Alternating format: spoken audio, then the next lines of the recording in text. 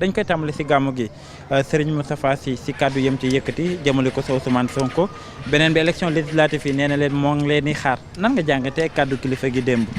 bon mais kàddu kilifa gi da ngay xam ne kilifa diine la mais kilifa gu am parti politique quand même te xam ne bu sañoon parti politique am mooy gagné xam nga bu ñu delloo ci gàmmuk daaw gi bi mu jékki-jékkee bett ñëpp wax ci ne suba am na benn koo xam ne ci lay jublu mooy kandaam ëllëg dina leen ko wax man ci saa si la seen benn naataango laa ne ko ki mu tudd turam moo dara nekk candidature yaakaar naa su ma juumul mooy seen waa ji nu mu tudd si Mbay Asit fekk ñu ngi nekk Tiwaawan ma wax ko le lendemain bi ñu xëyee loolu mooy li nga xam ne moo am mais ñu teg ci ay fan ñu jékki-jékki mu décrire ñu benn Ousmane Sonko buy tappale maanaam Ousmane Sonko boo xam ne dafa nekk ci lalu hôpitalam ba pare di tappale man nag biñ ko waxee laa ne man xaw ma Ousmane Sonko boobu Ousmane Sonko buy tappale xaw ma ko. beneen bi mooy gis nañu bi nga xamee ne tànn nañu seen candidat maanaam ñoo bokkoon Yewwi mais bi nga xamee ne Pastef tànn na candidat ki nga xam ne tey mooy secrétaire généralu parti boobu ñu koy wax Cheikh Tidiane Youm dem na fi seen naataangoo seen TV di wane ne ñu wax ko waxu Yewwi mu ne du n'importe qui lañ war a jiital dañu war a jiital koo xam ne dafa xam waruñu jiital koo xam ne après daf naan nan la président war a comporté woo xam nga yooyu yëpp dafa nekk ay pic yoo xam ne dafa dal ci kaw Pastef venant ci seen parti tooñ nag baaxul maanaam dañ koy comprendre kilifa la mag buur la rawatina sëriñ mais man daal bëgg naa gàmmu moom yonent bi lañ war a gàmmul guddi gàmmu parce que bu guddi juddoom la waaye jël 75% ci Sonko 15% ci famille bi 10% ci yeneen yitte yi loolu yitteelu ñu. wax dëgg yàlla mais est-ce que tey ngeen mën a wax lool ndaxte seetlu nañ ay jamono bu ko doon def si Macky Sall waa Pastef fi ñoo doon tàccu wala di kontaan si li mu doon def. voilà heureusement bi nga waxee xam nga sëñ Moustapha tamit dafa am beneen jàngat booy am mooy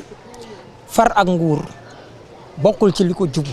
maanaam pour mu am matière ci gàmm loolu dëppoowut ak far ak nguur beneen bi mooy saa su nekk koo àndal régime boo àndal nga ne moo la wor xam nga man wax dëgg yàlla am ay xale lañu mais nag noppam ak borom 2000 les Moustarchidines jàppale wuñu woon Abdoulaye Wade loolu mooy li am bi ñu demee ba entre deux tours yi gis nañu kan lañ jàppale ji muy Abdou Diouf pourtant dañoo taxaw naan ñoom ñoo fal Abdoulaye Wade chaque fois parce que nit ñi duñ ko weddi parce que soxlawut chaque fois ñoo fal Abdoulaye Wade wala dara beneen mu tudd le mot chantage kan mooy santé kan Ousmane Sonko lan la am bay chantage kenn wala yu demee noonu Ousmane Sonko moo nekkoon ci xat-xat kemandewul jooyul kenn yuuxuwul ci kenn beneen bi mooy wax na ne foofu tamit médecin bi wala ki nga xam ne tey mooy docteur boobu Wade xaw ma nan war nañu leeral moom est-ce que kon moom moo wax sëñ bi ne ko Ousmane Sonko da doon tappale wala déet parce que secret médical dafa am bu fekkee ne moom moo waxoon sëñ bi ne dafay tappale te sëñ bee ko booleeg Ousmane Sonko mu wax ñu parce que tamit fii du ñu manqué kenn respect mais nag nit ñi bu ñu waxee dara am nañ ci suñu xalaat parce que penc bi dañ koy xalaat nekkul te côté politique rek la ñuy xalaat man loolu damay en tant que koo xam ne damay observer di xool dëkk bi beneen bi mooy li mu wax ne par exemple problème mu chantage ma ñëwaat ndax Ousmane lan lay chantage ci sëñ bi jamono bi bu chantage dee am ci kan la war a gën a jekk. mais ñu dégg sëñ bi ne moo ngi koy xaar ci élection législative. waaw loolu mooy chantage. maa ngi lay xaar nangam parce que l'intercoalition bi ñu defoon mën naa koo dem defi jeeg Barthélémy Dias wala mën naa koo defi jeeg keneen ak keneen waaw ku mën na def amul benn problème man dama jàpp ne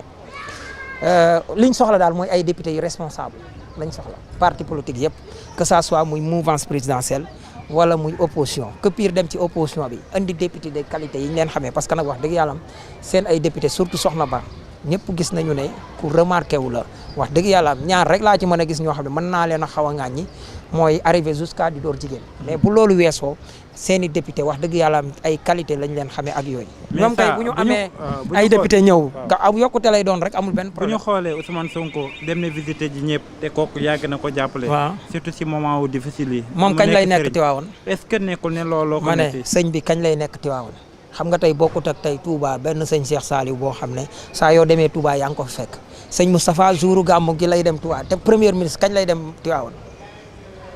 premier ministre ak président buñ ne ginnaaw suba la gàmmu mais kay nit ki kay da nga ko fay fekk léegi ñoom mënuñu dem ci jouru gàmmu gi léegi lan moo mënoon a am mooy le lendemain gàmmu xaarut ba lendemain gàmmu xaarut ba lendemain gàmmu comme tey beneen bi mooy waxal nañu ne am na ñu jógee ci Ousmane Sonko di dem ci ñoom man jàpp ma kenn ku toog ci Pastef ku yab Ousmane Sonko yab goo xam ne da nga dem fu mu la yónniwu wala fu mu la yabalut kon ñooñu di dem ci moom ci Ousmane Sonko lañu kii kon dafa mel ni bëggoon a xarab pour xarab la dama jàpp ne ñàkk bu nit fëggee sa bunt ne la diwa ma yónni mais na ñëw nga déglu ko. taxawaayu Mimi Touré kaddu yi mu yëkkati assemblée nationale bi ñu jëm nee na jamono gi fi ñu toll nii dañoo war a jàppale ñi ñu am majorité nan nga gisee génnam. non bett ñu ci moom nit la koo xam ne rare ci homme politique yoo xam ne xam nañ fan la ñuy dóor ak kañ la ñuy dóor ak nan la ñuy dóoree te coalition bi ñi ci nekk ñëpp ñoo war a jël seen responsabilité roy ci Mimi. parce que tamit nit bu fekkee ne da nga Ousmane waxoon na ko muy en tant que rappeur yi nga xam ne ak musiciens yi nga xam ne ñoom la invité woon biñ ñëwee mu ne leen yéen sax da ngeen am responsabilité ci suñu bilan muy parce que au moins yow taxawoon nga fenn ne voté leen kii kon bu ëllëgee yow ñi nga demoon convaincre leen kon koo xam ne tey da nga nekk tey ci coalition bi da nga am obligation pour mën a défendre bilan bi. pour mën a défendre programme bi dafa am lu FMI wax loo xam ne bàjjen mi ñëw na ci muy FMI dafa bind benn rapport suñu waxee rapport kañ la rapport en tout cas du loo xam ne weer wii lañ koy def wala dara dafay nekk 6 mois ci ginnaaw wala 1 an avant rapport bi FMI ci boppam maanaam ñu détaillé ci wane ne Sénégal mënoon na dem 8.1 waaye du mën a yegg foofu kon dafay ñëw nekk 7.3 ak foofu parce que dafa am lu fi xew. muy rëq-rëq yoo xam ne ancien régime bi la dut baaraam ne ñoo ko def parce que fi ñu waroon a diversifier seen ay investissement yi defuñ ko fa loolu nag xaayaan ku dégg séeréer FMI buy wax ak yow dafay wax ak yow langage diplomatique mais foofu da ngay gis waaye mu dem ba mu yàgg mu ne 7.3 yooyu léegi du fa sax mën a yegg léegi dafay mën a nekk 6.0 maanaam 7.1 yooyu dootu fa mën a nekk dafay nekk 8.0 parce que yi fi nekk la waaye mu ne gouvernement bi nga xam ne moo fi nekk actuel régime ñoom ñi ngi def budul woon ak joyante yi ñuy def ak ni ñu fexe pour gars yi ñëpp fay maanaam redressement fiscal yi ñu def tax na fi ñu waroon a yegguñ fi loolu nag dama yaakaar ne ba pare mu ñëw dëggal da ngay gis ñi weddi woon Ousmane Sonko ne dañ fi trouver un état en ruine mu jaaxaloon ñeen ñëpp loolu la Banque mondiale moom la FMI ñëw tey joxoñ baaraam ne lii leen Ousmane Sonko doon wax dëgg la léegi nag lan moo ci nekk xam nañu problème yi mais xam nañ fu ñu nekk. heureusement que Sénégal ay lu mel nii ay ressources am yoo xam ne nii mi ngi waroon a jóg ci di ko kii yàlla nëbbal ñu ko ba ñu war ci teg loxo la preuve en est que xoolal kii bu mel ni société bu mel ni Tullow Oil ameel ñu ndekete plus de 40 milliards. amaat beneen société boo xam ne 150 milliards est-ce que xam nga loolu moo yóbbu woon Diomaye kaso société bi Diomaye waroon a redressé ci 150 milliards. loolu moo yóbbu Diomaye kaso mu wax la ko fii. parce que bind rek ci sa page Facebook de ne bu ñu clochardisé magistrature bi kan mooy neewu leen ay clochard ngeen kan moo awoon yoonu clochardisé magistrat bi Macky Sall bien sûr parce que ci réñam ngeen gis mujj gi da ko confirmé parce que géej nañ fi ay magistrat ne dañ leen a corrompre ak yeneen yoon kon lu Diomaye doon wax dëgg la mais ku denc ci ron lal du bëgg ku yërndu ku aj du bëgg ku téen bi mu téenee benn société boo xam ne te problème bi mooy da ngay gis ne ñoom ancien régime dañu lëkkaloo ak multinationales yi di lekk xaalisu Sénégal maanaam tey ma jox la exemple kooku waroon a fay 150 milliards ci ay impôts nga yaakaar ne amul benn 20 milliards wala 30 milliards bu mu mën a jox ñi fi nekkoon loolu mooy nekk moo leen enrichir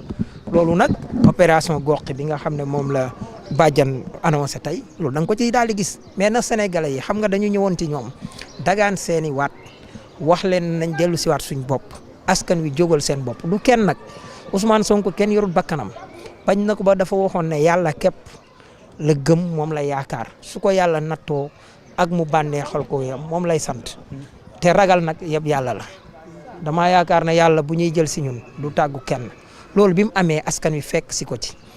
bi mu noppee da ne ginnaaw yàlla yéen askanu Sénégal du loolu la waxoon maanaam li waa ji di wax c'est pas les marabouts c'est Dieu waaye yàlla moo def xoli askan wi ñu bëgg Ousmane ba biñ ko laalee ñu jóg ànd ak moom Ousmane moom it moom lan la waxoon moom sëñ Moustapha Ousmane man mën naa koo yóbbaale loolu mooy la ci politique maanaam Ousmane na ñëw topp sama ginnaaw parce que ñu bëri dañoo jàppale Ousmane Sonko jàpp ne dafay tayle projet bi jox leen ko mais est-ce que nekkul ne maanaam waaw demal mais est-ce que nekkul ne bu ñu xoolee ñi àndoon Yewwi Askan Wi ñoom ñëpp dem Ousmane Sonko mujjee jàll malgré tànnul candidat am ak résultat yu ñu am loolu moo leen metti waaw loolu la mais nag da ngay xam ne deuxième tour daa amut xam nga ay Bougane bëri na de Bougane daa wax rek waaye xam nga moom amul xel loolu moo tax gars yi am xel moom dañ ne pat moom mu daal di ñëw daal di waxu rajoxun mais li nekkoon ci moom moo nekk ci gars yëpp deuxième tour lañ doon xaar fal yàlla dogal li ma naan la c'est pas les marabouts c'est Dieu gars yi dem tànn ñu tànn bu mat sëkk yow Ousmane koo xam ne yow yaa ngi yor projet bi te Ousmane demoon na ba tegal Macky ay stratégie ñoom ñi di wax ay affaire guérilla chaque fois ñu naan ñoo man guérilla stratégie bay wax naan ay check point comme ni mu koy wax xam nga le mot check point ñëw na ñëwaat ak yooyu yëpp loolu Ousmane da leen koo jàngal ñun bi ñu def bi fi kenn mas a def réussir bi Ousmane def moo réussir teg sa ay stratégie de telle sorte que kii nga xam ne mooy sa noon dafa mujj ne ci wet mucc ci yow Macky Sall moo ñu waxal boppam bu ma Karim toppoon bu ngeen ma toppoon Karim dana bokk Ousmane dana bokk Karim Wade a tout fait pour bokk te bokkut Ousmane lan la def pour bokk Ousmane dane man sama intérêt bopp warul tax maanaam ñu jalgati constitution daal di tànn Diomaye ndokk nag bi Diomaye xamee maanaam xam nga luy wax ji léegi ñoom ñëpp jàpp nañ ne li mën a yàqal Ousmane Sonko mooy ñu féewale koog Diomaye même baatu féewale génn na démb mooy Diomaye ku baax la mooy Diomaye ku baax la Ousmane Diomaye ku baax la waaye diw nangam am na ñoo xam ne dañ koy tànc kan moo koy tànc Ousmane Sonko est-ce que mooy tànc Diomaye Ousmane Sonko bu doon tànc Diomaye est-ce que du ñëw ne kii moo ma gën a baax kii moo ma gën nangu dogalub yàlla ne jamono yii ñu toll waxaatal ko boppam réitérel ko boppam mais ndokk bi leen Diomaye xamee. jërëjëf ndokk moom bi mu leen xamee. parce que nag ci moom lañ mën a jaar na mbokki Diomaye dimbale Diomaye képp ku génnee xeetu kàddu yi wax luy féewale Ousmane Sonko ki ñoom nañ wàcce kaamil jéggalu yàlla musalu ko ci seen làmmiñ yooyu.